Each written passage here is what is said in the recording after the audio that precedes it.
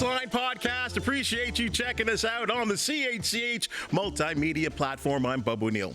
As you know, this podcast is all about the outstanding athletes, coaches, executives, and teams that hail from this region. Today, it's all about the Canadian Football League and the team that are seeking to be the Beast of the East. With their comeback victory over the hurting Toronto Argonauts, the Montreal Alouettes lead the East Division, but it's those Hamilton Tiger Cats who do have a game in hand. Last week in Hamilton Stadium, the Tiger Cats won their third consecutive game, beating the Ottawa Redblacks in what was a real close shave. It's a motion in the Ticats backfield. Bo Levi Mitchell has the football. Looking, firing, caught, touchdown!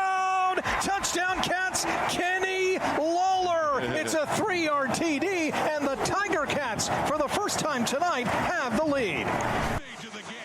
Of Rick Zamper and Bo Levi to Kenny the King for the late winner. And although it wasn't pretty, Hamilton did edge Ottawa 23-20 on Sunday. It's a rematch in the capital. And to break it down, let's bring in the voice of the Red Blacks from TSN 1200, AJ Jakubec. How are you, partner? Bob, I'm great. Great to be with you. As always. Hey, let's take a look before we look forward to the contest that's coming up the back end of the home and home. Let's look back to last week. Turnover battle, plain and simple. Hamilton win 4-1, and I thought that was the difference. Yeah, it was. A couple of plays as well. Ottawa's had trouble with penalties all season long, and not one in the first half, but a couple of key penalties down the stretch. I think if that's not a block in the back on James Peter, I think Ottawa wins that football game. It's 24-10 at that point, 13 minutes to go. I get it's the CFL, but it does feel like that was the game-defining play, and certainly roughing the passer call a little bit later helped extend that game-winning drive. Would have been a 3rd and 10. So untimely plays, untimely turnovers, untimely penalties, story of the season for the Ottawa Redblacks, and it does feel like must win for Ottawa this weekend. Well, I'll tell you, Drew Brown, I thought in his return looked pretty respectable, but again, Peters really got him a couple of times. Yeah, he's been okay since returning. They're 0-3 since, or 0-2 since he returned, 0-3 with him as the starter this year, and quite frankly, it needs to be better.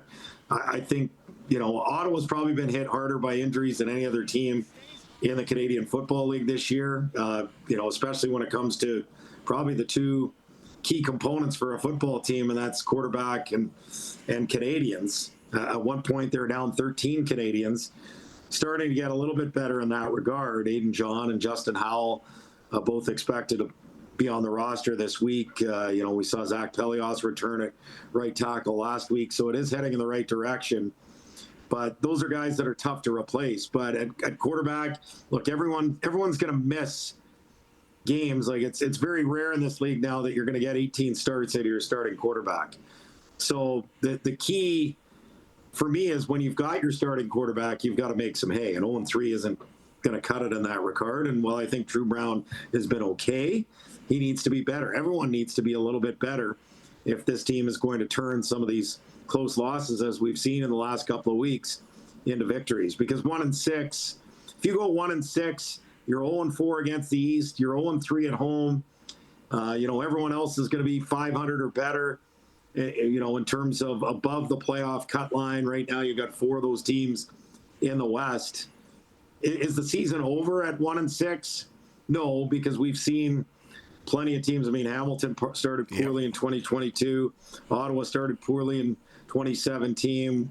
Everyone always talks about the 2011 BC Lions that were 0-5 to start the season, and they won the Grey Cup. And Winnipeg started 0-4 and 2-6 last year and made the Grey Cup. But that's just a really long mountain to climb if you don't win this football game this weekend. So to me, you've got to straighten things out. Drew Brown hasn't played a home game this year, only lost one at home last year when he was the starting quarterback for the Red Blacks. And that was when he was banged up with an ankle injury. So if this team's going to make a comeback and make it interesting in the East and for a potential crossover, I think it has to start this week going into the bye week.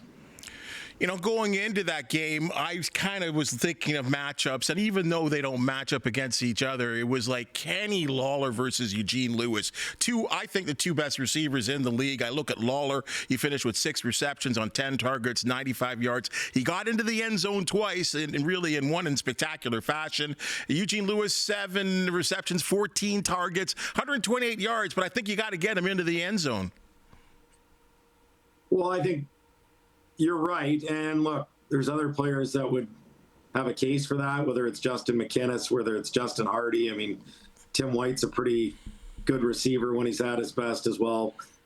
But it does feel like, to me, it's probably Kenny Lawler and Geno Lewis. And I think the difference last game is, that amazing catch from Lawler, and you're looking for one of those from Geno Lewis. I think he's been solid. He's second in the league in receiving yards, but again, you're just looking for a little bit more from everyone, especially offensively, especially now that the O-line is in a much better spot and your quarterback is here. They need to make some hay, and right now, this team is dead last in the Canadian Football League in points, and it's not all just because of the 3 games that Drew Brown didn't play. They've just been okay. They need to, and it's too many seconds and second and longs, too many passing plays for me. I mean, you're winning the majority of that game against Hamilton, and you run the ball 10 times versus 38 passes.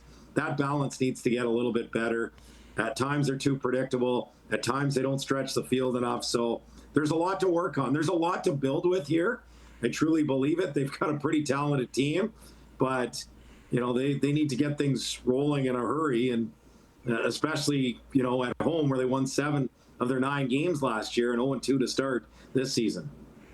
It's funny that you say that, AJ, because when the season began and everyone's doing their prognostications, to me, the most dangerous team, I kept saying, and you can ask anyone I've talked to, and I go on national radio stations saying the Ottawa Redblacks to me were one of the biggest threats to me, in my opinion, for the East Division, putting Montreal at first.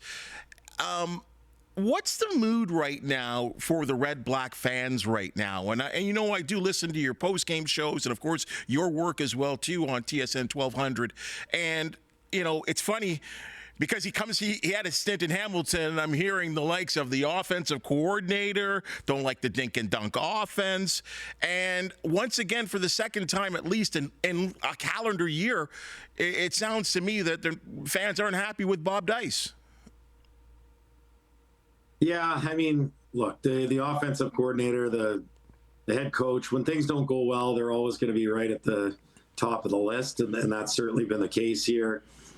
I will say this in terms of your expectations, and I know Dave Naylor picked the Red Blacks to make the Grey Cup.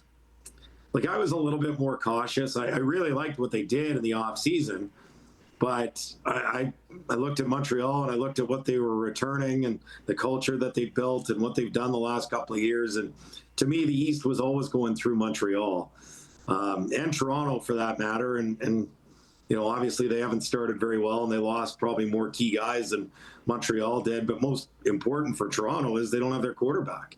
If Chad Kelly is playing quarterback for Toronto, maybe they're 3-3. Maybe they're 4-2. We'll wait and see. Maybe that's a game they win yesterday. So, and it comes back to what I'm saying. Again, you're very fortunate if you have your quarterback play 18 games. In this league, you need 2 really good ones. And Ottawa was able to survive 1-2 without their starting quarterback. And now they need some wins when this group is together. So it's incumbent on everyone just to win games. It's as simple as that. Whether it's fair or not, there's going to be criticism on those key positions, especially the head coach, when you don't win games.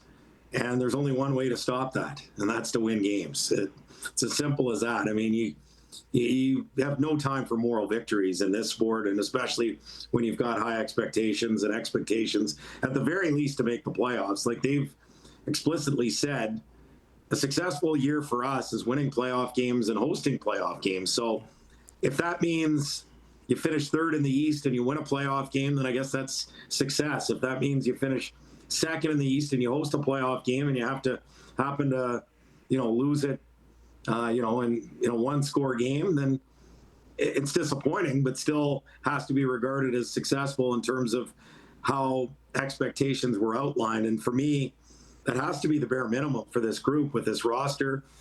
And, you know, you hate to see it end in July. Like, we got a lot of football left. If your season ends in September and October, it's not ideal. You'd rather it end in November, but if it ends in July, that would be a real shame. And it makes for a long football season for everybody involved if that's the case. You know, I've heard complaints of, you know, time usage issues, strategy, in-game strategy, lack of halftime adjustments. Does that fall on Bob Dice? And do you even do those things even, are you seeing them during the games? Well, I think the previous week, like I didn't see any coaching issues against Hamilton. I mean, there's just mistakes on the field. And I think they played a pretty good football game for 3 quarters and then didn't do enough in the fourth, and too many untimely penalties, untimely turnovers, not enough big plays. So can you blame that on adjustments? I don't know. To me, I blame it on execution more than anything. The previous week, I don't think there's any question at Edmonton. They had the Elks doubting themselves. I mean, that's their only win this year. They jumped out to a 22-3 lead, and it's like, okay, this is not good. Ottawa scores a couple of touchdowns. Then they're driving before halftime, and it was kind of a calamity of errors between, you know, they run the ball once, which didn't make a lot of sense in that time. You know, Bob admitted that he should have called a timeout. I think there wasn't enough urgency out there. So to me, in the end, it always rests on the head coach, but it's coach, it's coordinator, it's quarterback. That all needs to be better. But, you know, watching this last game, I don't think you can blame the head coach. That's my opinion. To me, it's incumbent on the players, and especially the top players, just to be better. Simple as that. You look at what I would do the next 5 games coming up on the schedule, and you did talk about the fact that at 1-6, and yeah, we have seen some miraculous comebacks in the Canadian Football League, and I can only attest to even what the Tiger Cats did last year, winning 4 or 5 to even make it close down to the final week of making the playoffs, which they did not do. I look at that Red Blacks schedule, and it's rather daunting, I think. I mean, the Tiger Cats as well, too, especially when you got to face Nathan Rourke twice, who seems to be heating up. And, of course, this going at Saskatchewan has always been a problem for the Tiger Cats. But this East Division, to me, is going to be – it could be a scrap right down to the final week. Yeah, I don't look at that and see daunting. I like you got Toronto and Edmonton there, and that's – 2 of the worst 3 teams in the league, and you're 0-2 against them. So you need to win those games. You need to beat Calgary coming out of the bye week. And Winnipeg's a team that I don't think they're what they were 5 years ago. I don't know if Zach Collaros is what he was 5 years ago, or even 3 years ago. So I don't see daunting. I see opportunity. Really? I see like Hamilton's got a good team. I see opportunity this week. I don't think there's much difference, quite frankly, between the top team. Like, Edmonton hasn't been very good. But especially when Chad Kelly is back, and you looked at how they played yesterday against a very good Montreal team on the road. Honestly, I don't see, like, you can throw me any 5 games on the schedule, and I'm not going to say that's the murderer's row, but I'm also not going to say, oh, geez, there's a couple of free spots in the bingo card. Like, you've just got to bring it every week. Right. And in the end, you're going to probably play a few close games if you bring it every week. You'd like to win a couple by a couple of scores, but it comes down to some of those close games. And last year, Ottawa won those close games, and this year they're 1-3 in those close games, and 0-3 under Drew Brown in those close games. And you know, he talked about that, you know, after the Edmonton game, as they did that 7 times last year. The late comebacks, the late drives, you know, just some of the stuff that you need to do in the last 3 minutes of a football game, which can be an eternity in the Canadian Football League. And so I don't know. I just feel like 1-9, this is as much parity as I've seen in the Canadian Football League, and it's just about execution. So I don't see a murderer's row there. your thoughts on Hamilton just a little bit here, because it's funny around Steeltown here, and obviously there is a fan base. There, it's been 25 years since a Grey Cup has been won by the Hamilton Tiger Cats. They're 3-2. They lost to two teams that, have a combined record, I think, of 9-2 in Calgary and Saskatchewan. And yet there's this kind of wait-and-see attitude right now. And in fact, people were very critical of the Tiger Cats and the way they won the game. And I thought to myself, boy, you know what? In previous years, the Ticats lose that kind of game. But this time, they found a way to win. Your thoughts on the Tiger Cats as a squad? Well, I said it with 5.5 minutes left in that football game. And Ottawa was leading at that point. Bad teams find a way to lose those games, and good teams find a way to win those games. So, give the Ticats credit. It's not a game. It's a game. People. I always talk to people after the week, whether it's people in market, people out of the market. Just get a taste, especially when things aren't going well. You can get into a bit of an echo chamber. I never really like doing that. As one person told me, it's a game Ottawa should win 100 times out of 100 in the fourth quarter, and they blew it. But Hamilton took advantage, and they got the job done. And, give them credit for that, because, I don't think I've ever seen a team in CFL history basically, and, there would be a couple of exceptions. There's been some dominant ones.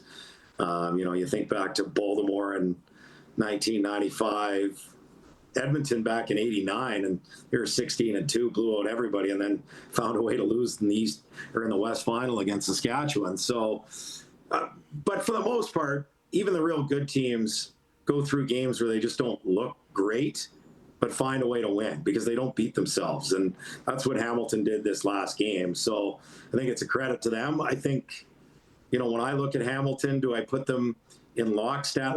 I know the records could be the same at the end of the weekend. I'm not going to put lock status on Hamilton for a playoff spot, but they've got a very impressive offensive unit. We'll see on the defense. And, look, when you've got Bo Levi Mitchell looking like he's in his prime, and he was off last week, and they still won, I think that's a real good sign. But, again, they win this week. You're not making plans for November yet, but I think you can start to look ahead and say, wow, you got a 3-game lead on the Argos, 3.5 on Ottawa, and part of the reason this game is so big beyond the obvious in the records is you just look at the season series, and essentially it's a 4-game lead on Ottawa at this point in the season. So if you're able to essentially knock Ottawa into the rearview mirror, this would be a massive win for Hamilton. But to answer your question, work in progress, 3-2. I think they're off to a pretty good start, especially based on how they've started in recent years. This is the last time they've been over 500 in 4 years. Yeah. So to me, there should be some optimism. I thought so, but it's interesting when you listen and obviously read some of the fan boards and all that kind of stuff. Hey, one final one. I don't read that stuff. I know. You've been saying that to me for years, and I should listen. I really should listen. What about the league this year?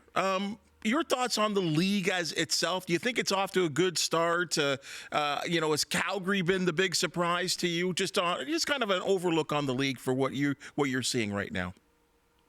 Yeah, I think there's been some really good games. I think, as always, the first couple of weeks of the season, there's some duds because preseason, it was only 2 games, and I don't want it to be any longer, trust me. But, with a short camp, short preseason, I think you're going to get a little bit of ugliness at times early in the season. And I think we've seen some really good games. I thought last night was a really good football game between Toronto and Montreal. So, yeah, I think the league, for the most part, off to a pretty good start. And beyond that, yeah, Calgary's definitely the surprise for me. And I'm not even, and look, they've looked impressive, especially their defense, but I'm not putting them in the playoffs yet either.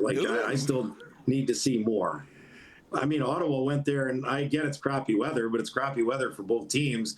Ottawa ran almost 250 yards on them, and they got one win. So, like, I truly believe, like, I think Ottawa's going to win the next 2 weeks. And if they don't, they're in big trouble. But I think they're going to win this week. I think they're going to have to be better because I think Hamilton's going to be better this week. Mm-hmm. I truly believe that. I think Bo Levi Mitchell's going to be better this week. But I think the offense will click at a higher rate. And then I think Ottawa beats Calgary out of the bye week. And if they don't, I'm not saying it's season over. It might be at 1-7, maybe not at 2-6, but it does feel like I can start making plans for mid-November after the CPL final because Atletico Ottawa plans on kicking Forge's rear ends in that one. Well, Forge haven't lost a game yet, right? We could break a record here tonight against in their match today. So, like, that's been a fun one too. In fact, we talk about coming back, and you talk about the CFL teams and good teams finding ways to win. And I can't believe Atletico came back and won on the spot kick right near the end. That was a thriller. Did you watch the second half, Bubs? Yeah, I did. I mean, Forge barely got out of their half. It was a defensive shell. This is the best Atletico Ottawa team. And look, I called Forge games on Hamilton radio and in PEI. So I have the greatest respect for Bobby Smirniotis and what they've done. And they're the team to beat. I joke with that a little bit. They are the team to beat, especially come playoff time. They've set the bar in the league, along with Cavalry, but especially Forge. And it's tough to bet against Bobby Smirniotis. He's a hell of a coach. But Atletico Ottawa's got the best team in the league. Doesn't necessarily mean they're going to win, but like they've got 5 or 6 of the best players in the league. David Rodriguez is the best player in the league. He might be the best player I've ever seen in this league. So yeah, it's with him and Sam Salter and Kevin DeSantos and Manny Aparicio. You got Nate Ingham at the back, and you've got some veteran experience. The one hole that can be exploited is their defense because they're young.